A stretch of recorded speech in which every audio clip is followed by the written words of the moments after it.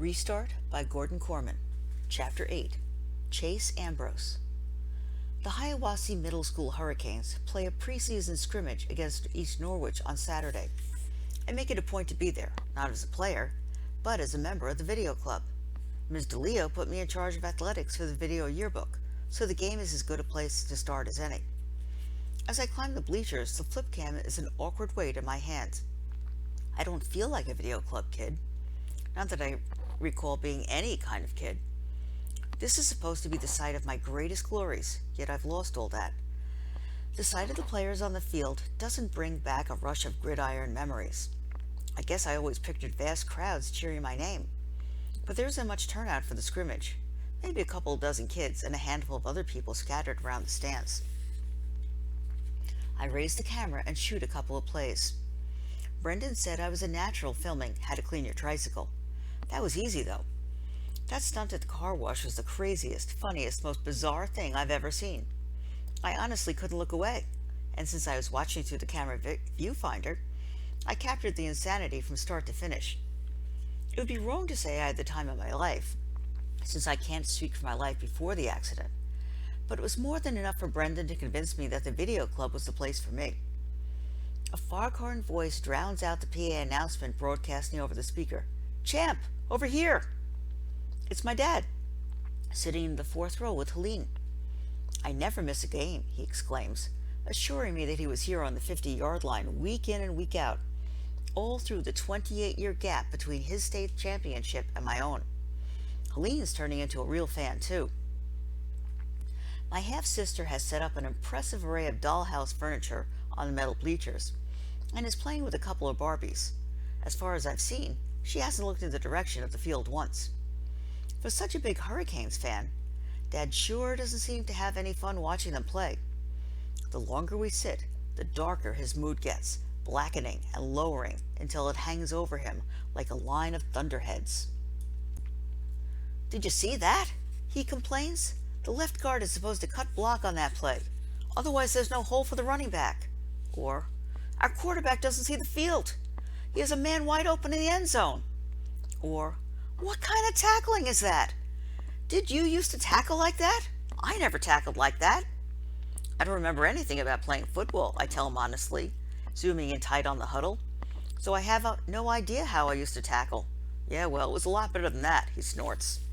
"You used to wrap up your man and bring him down properly." By this time, the Hurricanes are on the wrong end of a 24-7 score. It's funny. I've forgotten everything about my own football career, but I know the game itself. When I shoot footage of the action on the field, I get what the players are doing, or at least trying to do. Either East Norwich is an all-universe, or this year's Hiawassee Hurricanes aren't a team of destiny. I have no idea how good I am, but it's hard to believe that one person could make up the difference between these stumblebums and the last year's state champions. We're out of sync, I observe. The O-line is opening up some good holes, but the backs are never in the right place to run through them. Exactly! Dad slaps me too hard on the bad shoulder. That's what I always say. We've got the talent. We do when you're on the field anyway. All we need is the timing. I'm sure it isn't the first time my father and I have ever agreed on something, but it's the first time I actually remember. It's another thing amnesia makes me forget, how much I like his approval. Helene has dismantled her Barbie condo on the bleachers and is bored out of her mind. "Daddy, can we leave?" "Not yet, honey." Dad doesn't even glance away from the field. It's still the third quarter. I point the flip cam at her. "Why don't you set up the furniture again? We can make a movie about your dolls." She curls her lip at me. "They're Barbies." "Barbie can be a movie star," I offer.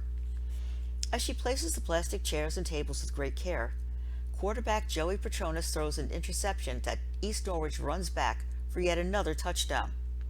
That does it for Dad. He goes off on a diatribe against the players, the coaches, even the guys who make the chalk lines on the field. I'm not immune either. He finishes with, "What are you doing with that camera anyway? You should be in this game, not taking pictures of it. I know you don't remember how good you are, but I promise you are that good." I start to tell him I'm only here to cover the team for the video yearbook, but something makes me swallow the words before they hit air. I understand on a gut level that isn't what Dad wants to hear. Instead, I find myself saying, I want to get back on the field. As soon as the doctor gives the okay, you'll see, I'll be out there. Dad nods, pleased. That's who we are, Champ. We're Ambrose men. We're the doers. Other people take pictures of us. Helene acts out the entire storyline with her Barbies. I capture it on video, all the while keeping up a running game commentary with Dad, who doesn't seem to be a Barbie guy. Surprise, surprise. When I play my footage back to Helene on the tiny screen, she squeals with delight. And there, sitting on the bleachers in front of a bad football game, it happens. I remember. I mean, there's nothing wrong with my ability to remember. I remember everything that's happened since I woke up in the hospital, but before the accident, except for that weird image of the girl in blue, nothing. Until now. It's a flashback of Helene. She's probably what triggered it, because in my memory she's squealing just like she is now. Wait. No. It isn't a happy sound. Her cheeks are red, her face twisted, and she's about to bawl. In the memory, I'm holding a stuffed teddy, her favorite. I remember that too. Actually, I've got the bear in my left hand, its head in my right. I ripped the head off a 4-year-old's teddy bear. Definitely not the memory I've been hoping for, but still.